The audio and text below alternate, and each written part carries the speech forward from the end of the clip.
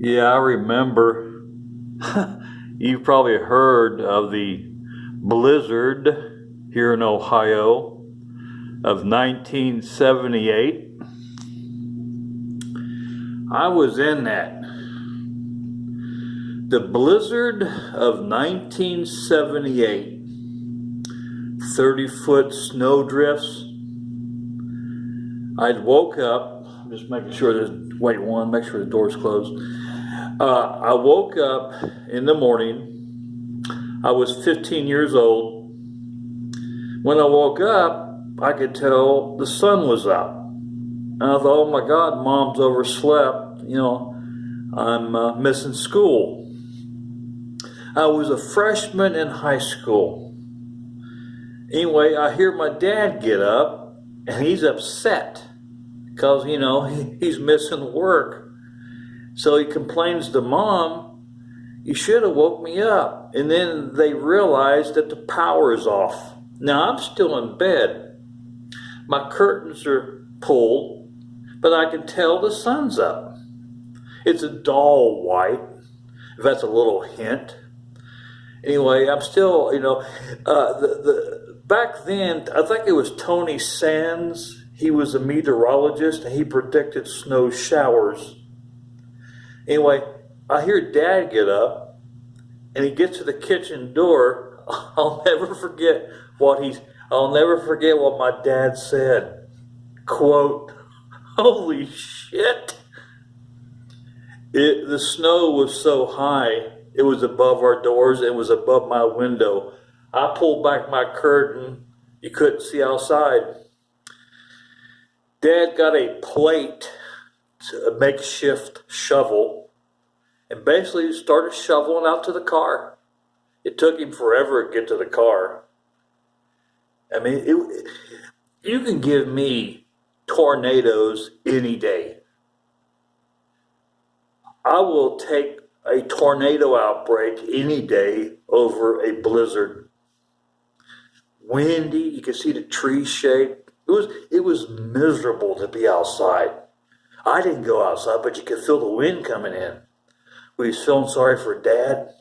He'd get to the car, pop the hood, and take the car battery out. Now, in those days, the CB radio was very, very, very popular. He brought the car battery in and hooked it to the CB. A CB in those days would run about a week on a battery. So we had enough communication with the outside world for probably a week, maybe more. Of course, when you're hooking something like that up, you gotta double make sure the polarity's correct, or you burn them up. But anyway, we had no power. It's very dangerous feel. No way to get to the doctor or hospital if you had a medical emergency.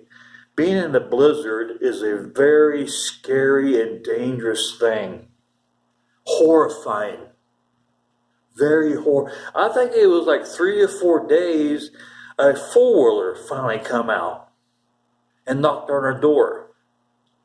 But you can give me another April 3rd, 1974 tornado outbreak any day, and that's horrifying and scary.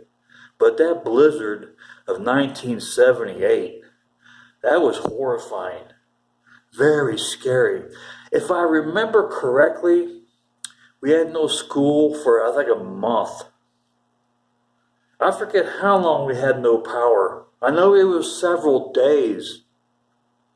It just, I would lay in bed before the sun would go down, and I'd watch the trees blown in the wind, 35-mile-an-hour winds.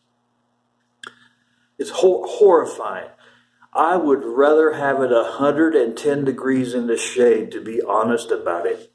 And in cold like that is very painful. Very painful. Of course, we didn't go outside at all.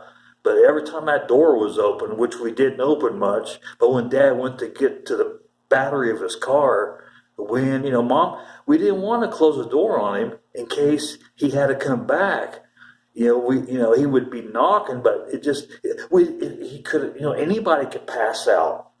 He could have got too cold where he couldn't move. So we kept the door open for his safety. You know, we want to make sure, keep an eye on him. If he got in trouble, it'd been nothing we could have done. Goshen, Ohio was buried. Loveland, Ohio was buried in snow. We had a Loveland address. We lived about 7 miles inside of Loveland. It was the most horrifying thing you could ever experience. Oh, it was a lot of snow. I never will forget that blizzard. I would rather have a gun stuck to my head, to be honest about it. Because you're dead anyway, it just